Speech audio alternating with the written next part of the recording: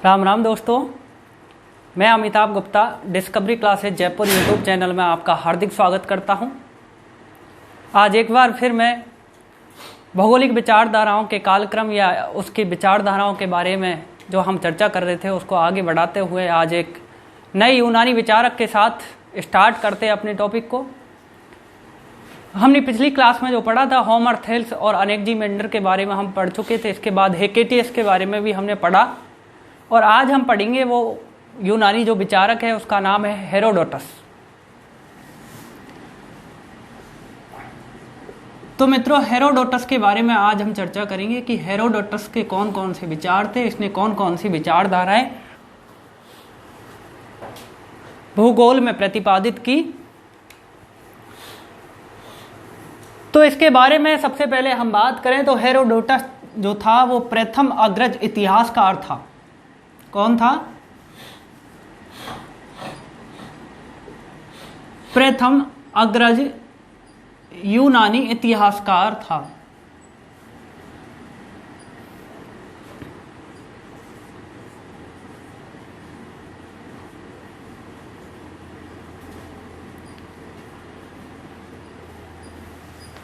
मित्रों, ये इतिहासकार था लेकिन इसने भूगोल के बारे में बातें की, भूगोल की चर्चा की, भूगोल में इसकी रुचि थी, इसलिए भूगोलविद भी था और भूगोल की बहुत सारी इसने चर्चाएं की, भूगोल के बारे में बहुत सारे इसने विचार दिए। लेकिन इसको सामान्य रूप से यूनानी इतिहासकार कहा जाता है।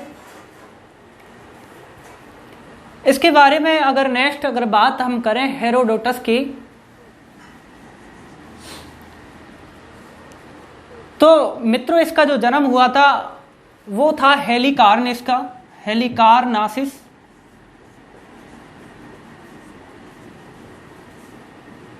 यहां का ये निवासी था।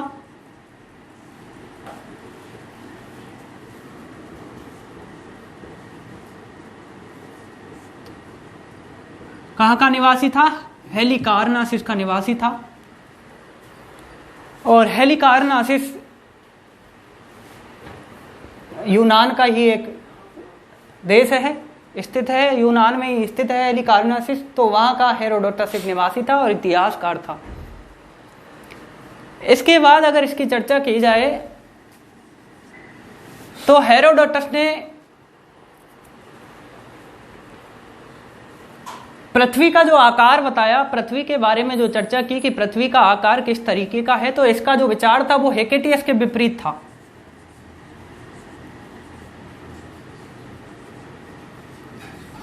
हेकेटियस का जो विचार था उसके विपरीत इसका क्या था? विचार था। हेकेटियस ने पृथ्वी का आकार वृत्ताकार माना, उसको महासागर से गिरी हुई या महासागर नदी से चारों तरफ गिरी हुई माना। लेकिन हेरोडोटस ने जो पृथ्वी का आकार माना वो एक समतल थाली की तरह माना। किस तरीके का माना? समतल थाली की तरह माना।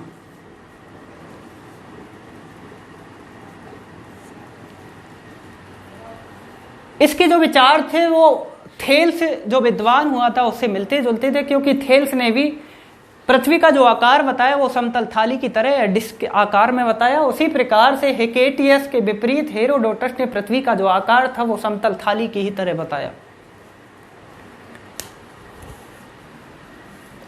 इसने भूगोल में ऐतिहासिक वर्णन किया, बहुत ज्यादा भूगोल का जो वर्णन किया वो ऐतिहासिक रूप से किया, इसलिए इसको इतिहासकार कहा जाता है।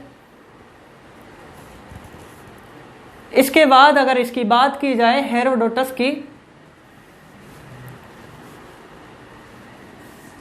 तो हेरोडोटस ने विश्व मानचित्र पर यामोत्तर रेखा खींचने का सर्वप्रथम प्रयास किया था। विश्व मानचित्र पर सर्वप्रथम याम्योत्तर रेखा खींचने का जो सर्वप्रथम जो प्रयास किया वो कौन करता है? हेरोडोटस।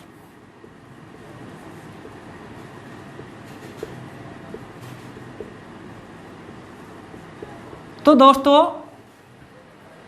यामोत्तर रेखा, जिसको हम मेरिडियन लाइन भी कह सकते हैं या कहते हैं,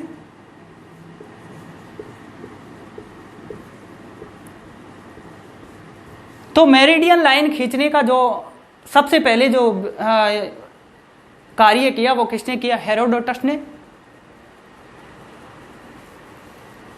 और मित्रों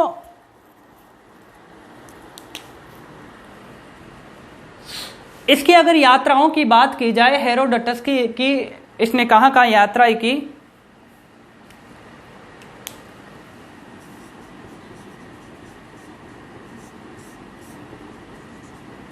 तो इसने एजियन सागर, जिसे हम काला सागर कहते हैं,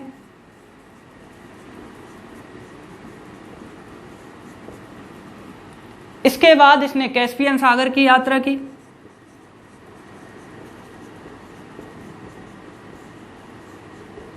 मिस्र की इसने यात्रा की,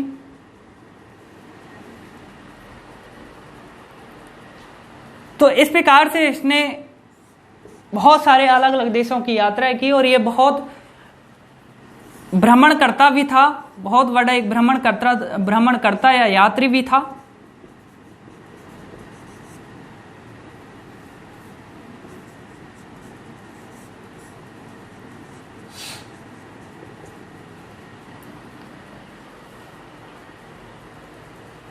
इसने इतिहासकार होने के नाते एक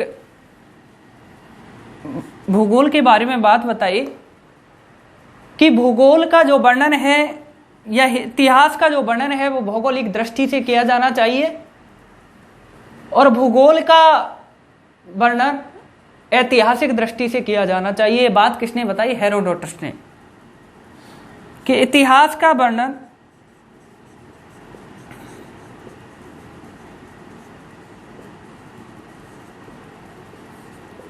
भौगोलिक दृष्टि से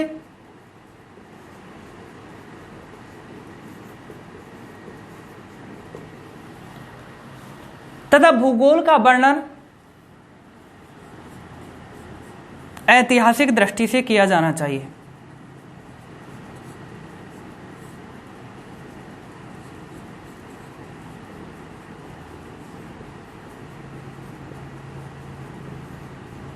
ये बात कौन करता है?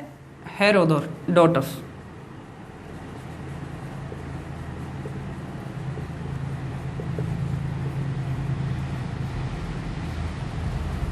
नेक्स्ट इसने जो कैस्पियन सागर के बारे में बात की, तो कैस्पियन सागर को इसने क्या बताया था? कैस्पियन सागर को इसने आंतरिक सागर माना। पहला यूनानी भूगोलवेत्ता था या पहला यूनानी अग्रज भूगोलवेत्ता था, यूनानी विचारक था, इतिहासकार था, जिसने कैस्पियन सागर को आंतरिक सागर कहा।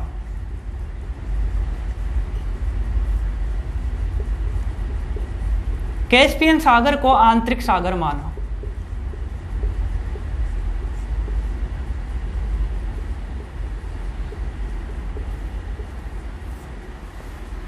कैस्पियन सागर को आंतरिक सागर मानने वाला हेरोडोटस प्रथम भूगोलवेत्ता था, प्रथम यूनानी विचारक था।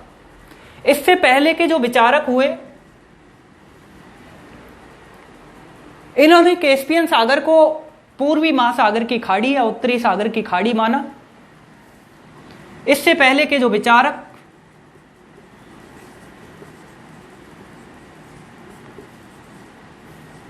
जिनमें हम चर्चा करें हेकेटियस की,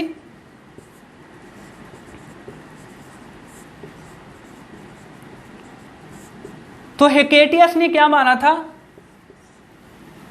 हेकेटियस कैस्पियन सागर को पूर्वी महासागर की खाड़ी मानता था, जिसकी चर्चा हम पिछली क्लास में कर चुके हैं।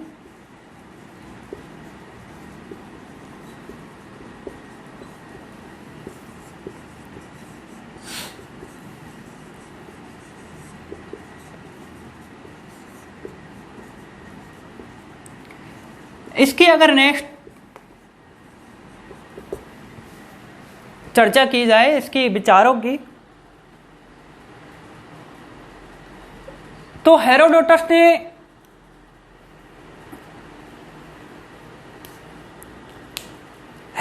ने क्या किया था? हेरोडोटस ने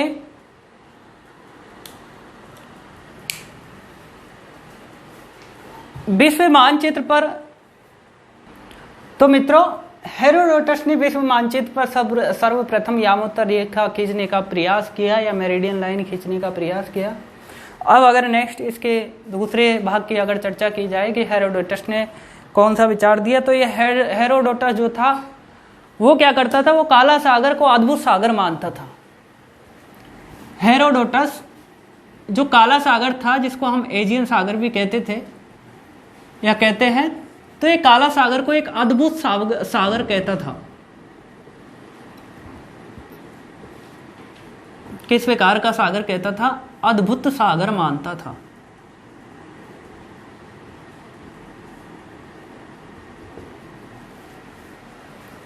काला सागर को अद्भुत सागर माना। इसके बाद हेरोडोटस ने क्या किया? हेरोडोटस ने अरब सागर, अटलांटिक महासागर और हिंद महासागर के बारे में भी जानकारी थी हेरोडोटस को। तो हेरोडोटस अटलांटिक महासागर,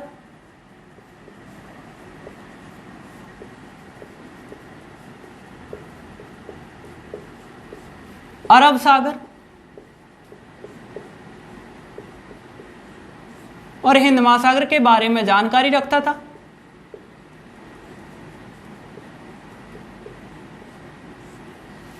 इन तीनों के बारे में जानकारी हेरोडोटस को थी। हिंद महासागर को हेरोडोटस ने उत्तर में बताया कि ये विश्व के उत्तर में स्थित है, जबकि अगर बात की जाए अटलांटिक महासागर को, तो अटलांटिक महासागर को इन्हें विश्व के पूर्वी भाग में बताया। हेरोडोटस ने काला सागर को अद्भुत सागर माना। इसके बाद इसने क्या किया? अटलांटिक महासागर, अरब और हिंद महासागर की भी चर्चा की या इनके बारे में जानता था। हिंद महासागर को उत्तर में मानता था, जबकि अटलांटिक महासागर को विश्व के पूर्वी भाग में मानता था। इसके बाद अगर इसकी नेक्स्ट चर्चा की जाए तो हेरोडोटस ने क्या किया? हेरोडोटस ने नील नदी का भी वर्णन किया। हेरोडोटस किसकी चर्चा करता है? नील नदी की चर्चा करता है, नील नदी का वर्णन करता है। और नील नदी के वर्णन में इसने नील नदी में आने वाली बाढ़ का वर्णन किया।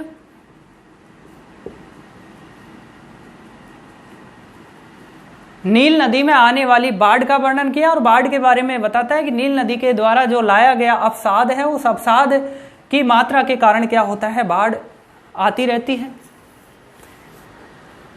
इसके बाद इसने नील नदी के डेल्टा का वर्णन किया। डेल्टा का आकार के बारे में, डेल्टा की आकृति के बारे में इसने चर्चा की।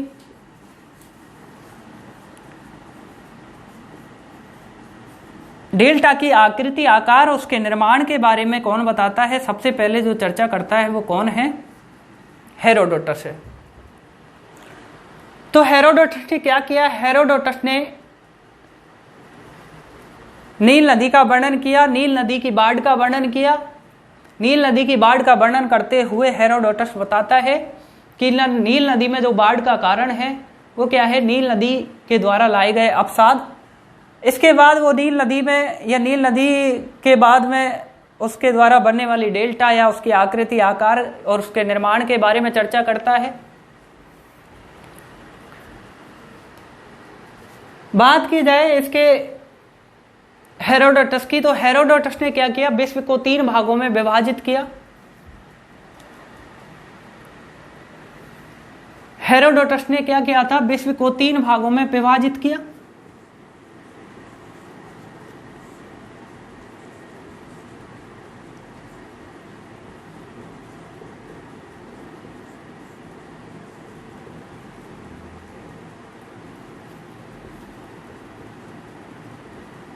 विश्व को 3 भागों में विभाजित करने वाला पहला यूनानी विद्वान कौन था? हेरोडोटस। इससे पहले जो विद्वान है हेकेटियस ने विश्व को 2 भागों में विभाजित किया, एशिया में और यूरोप में। इसी प्रकार विश्व को 3 भागों में विभाजित करने का कार्य हेरोडोटस करता है, जिसने सबसे पहले यूरोप का वर्णन किया, दूसरा इसने एशिया और तीसरा इसने लीबिया के बारे में बताया।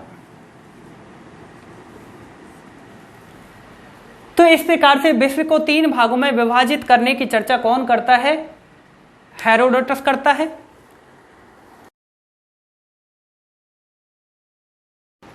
तो मित्रों, हेरोडोटस ने विश्व को 3 भागों में विभाजित किया, यूरोप, एशिया और लीबिया।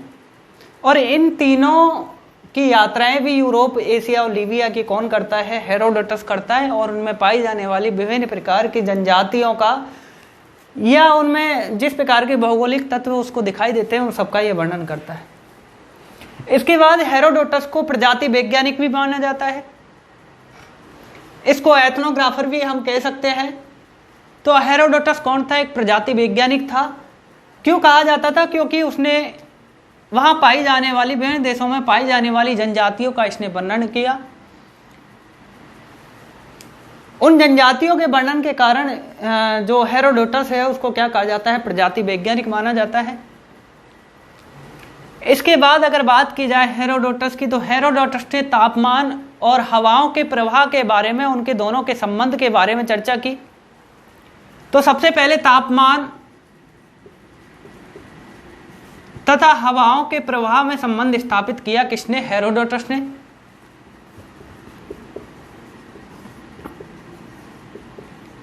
हवाओं के प्रवाह के संबंध में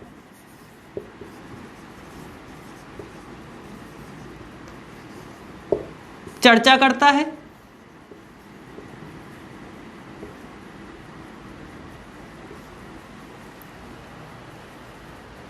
हेरोडोटस ने अगर भारत की बात करें, एशिया की अगर बात की जाए, तो इसने सिंधु नदी के बारे में बताया, सिंधु नदी के बारे में वर्णन किया। और सिंधु नदी को ये पश्चिम से पूरब की ओर बहती हुआ मानता था। सिंधु नदी को ये क्या मानता था कि सिंधु नदी क्या करती है? पश्चिम से पूरब की ओर बहती है।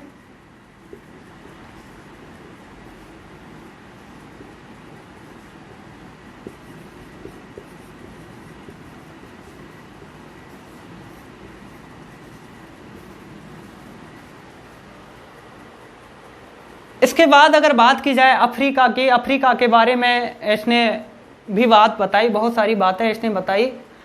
अफ्रीका का जो उत्तरी तट था उसको इसने 2 भागों में विभाजित किया। अफ्रीका के उत्तरी तट को 2 भागों में विभाजित किया और इन दोनों भागों के बारे में पूर्वी तट और पश्चिमी तट इस तरीके से 2 भागों में बांटकर इनका वर्णन करता है। पूर्वी तट के बारे में बताता है कि यह पूरा क्या है? रेतीला है। और पश्चिमी तट के बारे में बताता है कि पश्चिमी तट पर, अफ्रीका के पश्चिमी तट पर बहुत सारे जंगल हैं, वन पाए जाते हैं और वहां अनेकों प्रकार की जनजातियां भी पाई जाती हैं। तो इस प्रकार से इसने अफ्रीका के उत्तरी तट को 2 भागों में बांटा, पूर्वी तट और पश्चिमी तट। पूर्वी तट पर इसने रेतीला मैदान माना और वहां जनसंख्या नगण्य मानी। इसके बाद इसने पश्चिमी तट पर जंगल और वनों की चर्चा की कि वहां पर बहुत ज्यादा जंगल और सघन वन मिलते हैं और उन वनों में जनजातियां पाई जाती है, बहुत सारी की जनजातियां पाई जाती हैं। इसके बाद अफ्रीका के पश्चिमी तट के बारे में ही यह आगे चर्चा करता है कि अफ्रीका के पश्चिमी तट पर एक गूंगा व्यापार भी होता है। तो सबसे पहले गूंगा व्यापार की, मौन व्यापार जिसे कह सकते हैं हम, तो गूंगा व्यापार या मौन व्यापार की चर्चा कौन करता है? हेरोडोटस करता है। तो हेरोडोटस ने अफ्रीका के पश्चिमी तट पर गूंगा व्यापार या मौन व्यापार के होने की चर्चा की। अगर अफ्रीका की ही बात की जाए तो अफ्रीका में इसने लगभग 5 मरुद्यानों की चर्चा की, 5 मरुद्यानों के बारे में बताया।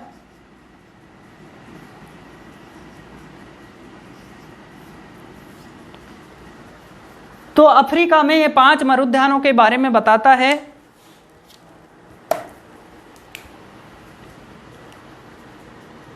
पांच मरुद्यानों की चर्चा करता है। बात की जाए गूंगा व्यापार की, तो मित्रों गूंगा व्यापार के बारे में मैं बताऊं कि गूंगा व्यापार किस तरीके का अफ्रीका में या किस तरीके से किया जाता था। तो गूंगा व्यापार में होता क्या था? गूंगा व्यापार में ये जो जनजातियां थी, ये जो व्यापारी था, जो अफ्रीका का जो व्यापारी था, वो अपनी नाव से या अपने जहाज से अपना कोई भी सामान जो उसको विक्रय करना होता था, उसका क्या करना होता था, व्यापार करना होता था, उसको जहाज में लाता और दूसरे तट पर उतार देता था। उतार कर वो बारी बारी से उनको सभी चीजों को एक दूसरे से समानांतर रूप से उनको रख देता था तट पर।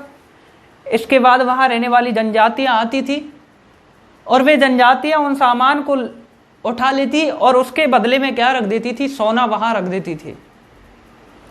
जितना सामान वहां वो यात्री रखते थे या व्यापारी जो वहां रखते थे, उस सामान के बदले में वो जनजातियां क्या रख के जाती थी, सोना रख के जाती थी। जैसे ही वो सामान को उठाकर वापस लेके जाते, जनजातियां जो थी वो जनजातियां उस सामान को लेकर जाती और वहां पर सोने को रख कर चली जाती थी। इसके बाद वो व्यापारी क्या करते, अपनी नाव या जहाज से उतरकर फिर आकर देखते, अगर उनका वहां पर रखा गया जो सोना उनके सामान के बराबर है, उनके सामान के मूल्य के बराबर है, तो वो सोने को उठाकर साथ में ले जाते थे। और अगर उससे कम है तो वो व्यापारी उसको देखकर वापस अपनी नाव या जहाज में बैठ जाते थे। इसके बाद फिर जनजातियां आती थी, फिर दोबारा देखती थी तो वो सामान वही मिलता, तो वो क्या करती थी, उसके बदले में और अगर कम रहा है, उनको पता लगता कि कम होने के कारण वो इस सोने को नहीं उठा लेके गए हैं, तो वो क्या करते, उसके बदले में और सोना वहां रख जाते थे। फिर वो व्यापारी उतर कर आकर देखता और उसको क्या करता था, उस सोने को अपनी वस्तु के मूल्य के बराबर समझकर और उसको ले जाता था। तो इस प्रकार से गूंगा व्यापार या मौन व्यापार अफ्रीका के पश्चिमी तट पर किया जाता था। इसके बाद अगर बात की जाए हेरोडोटस के बारे में ही, तो हेरोडोटस ने नदियों के बारे में भी बताया, नदियों के बारे में इसको बहुत ज्ञान था। तो इसने डैन्यूब नदी के बारे में चर्चा की।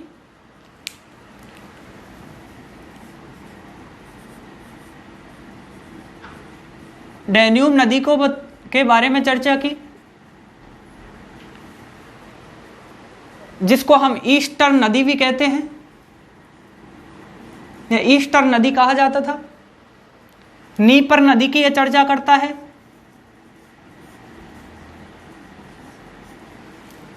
और जैसा कि अभी मैंने बताया, सिंधु नदी के बारे में इसने चर्चा की, नील नदी के बारे में इसने चर्चा की। तो नदियों के बारे में इसको क्या था, पर्याप्त ज्ञान था। बात की जाए डैन्यूब नदी की, तो डैन्यूब नदी को इसने विश्व की सबसे बड़ी नदी माना। विश्व की सबसे बड़ी नदी किसको मानता था, डैन्यूब नदी को, या कहें ईस्टर्न नदी को। और जो नीपर नदी है, इस नीपर नदी को विश्व की दूसरी सबसे बड़ी नदी मानता था।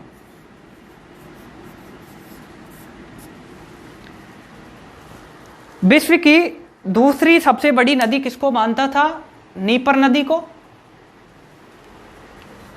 जबकि विश्व की सबसे बड़ी नदी डैन्यूब नदी या ईस्टर्न नदी को माना। तो इस प्रकार से हमने हेरोडोटस के बारे में सामान्य रूप से चर्चा की कि हेरोडोटस के क्या क्या विचार भूगोल में रहे हैं, यूनानी विचारकों में इन्होंने विचार प्रस्तुत किए हैं। तो हेरोडोटस की एक बार रिवीजन करते हुए हम देखते हैं कि जो हेरोडोटस है वो यूनानी इतिहासकार था। यह हेलिकार्नासिस का निवासी था। हेलिकार्नासिस यूनान में है। इसने पृथ्वी का जो आकार बताया वो समतल थाली की तरह बताया। इसने विश्व मानचित्र पर सर्वप्रथम यामोत्तर खींचने का प्रयास किया। मेरिडियन लाइन जो खींचने का प्रयास सर्वप्रथम करने वाला विद्वान कौन था, हेरोडोटस था। इसने एजियन सागर, कैस्पियन सागर, मिस्र की भी यात्रा की।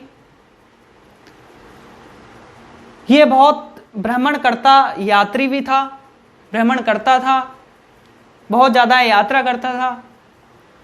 इतिहास का वर्णन भौगोलिक दृष्टि से किया जाना चाहिए और भूगोल का वर्णन ऐतिहासिक दृष्टि से किया जाना चाहिए। ये बात किसने प्रतिपादित की, हेरोडोटस ने। इसके बाद इसके नेक्स्ट चर्चा की जाए तो इसने काला सागर को अद्भुत सागर माना, वंडरफुल सागर मानता था। विश्व को 3 भागों में विभाजित करने वाला पहला विद्वान कौन था? हेरोडोटस था, जिसने यूरोप, एशिया और लीबिया में विश्व को 3 भागों में विभाजित किया। यूरोप के बारे में इसको बहुत कम जानकारी थी, जबकि अफ्रीका के बारे में इसको ज्यादा ज्ञान था। एशिया के बारे में भी इसको पर्याप्त ज्ञान था, पर्याप्त इसने विचार प्रस्तुत किए हैं, जबकि यूरोप के बारे में यह बहुत कम जानकारी रखता था या रख सका था। इसके बाद इसने क्या, इसको प्रजाति वैज्ञानिक भी माना जाता है, क्योंकि इसने जनजातियों का वर्णन किया। इसने तापमान और हवाओं के प्रवाह के संबंध में चर्चा की, संबंध के बारे में चर्चा की कि तापमान में और हवा में क्या पाया जाता है, रिलेशन पाया जाता है। इसके बाद इसने एशिया में सिंधु नदी की भी चर्चा करता है कि सिंधु नदी पश्चिम से पूरब की ओर बहती है। अफ्रीका में 5 मरुद्यानों की चर्चा करता है, और अफ्रीका का जो उत्तरी तट है उसको 2 भागों में विभाजित करने का कार्य भी हेरोडोटस करता है, जिसने अफ्रीका के उत्तरी तट को पूर्वी तट और पश्चिमी तट 2 भागों में विभाजित किया। पूर्वी तट को रेतीला बताया और पश्चिमी तट को जंगल या वन या सघन वनों से घिरा हुआ माना। पश्चिमी तट पर इसने बहुत सारी जनजातियों को देखा, जनजातियों का वर्णन किया, और पश्चिमी तट पर होने वाले मौन व्यापार या गूंगे व्यापार की भी चर्चा की। सोने के बारे में इसने चर्चा की, स्वर्ण के बारे में चर्चा की, और गूंगे व्यापार के आधार पर वहां अनुमान लगाया जाता है, उस समय अनुमान लगाया गया कि जो सोना है वो क्या है, उसमें अफ्रीका के दक्षिण भाग में पाया जाता है। तो सामान्य रूप से अगर ये जनजाति या गूंगा व्यापार की अगर चर्चा की जाए तो ये अफ्रीका के दक्षिण में किया जाता होगा। इस तरीके का अनुमान उस समय लगाया गया था।